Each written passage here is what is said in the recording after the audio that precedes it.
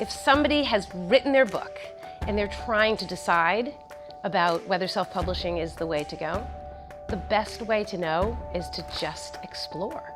To reach out to somebody at Balboa and say, I'm on the fence, I'm trying to decide, help me think this through. Because you have to go with your gut.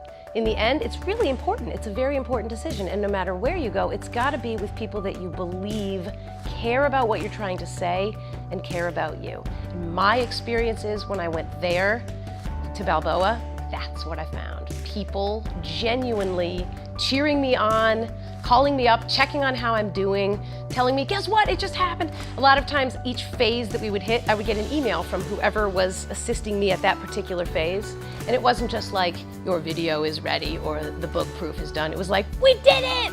And it's awesome. It's awesome to get that kind of support and partnership.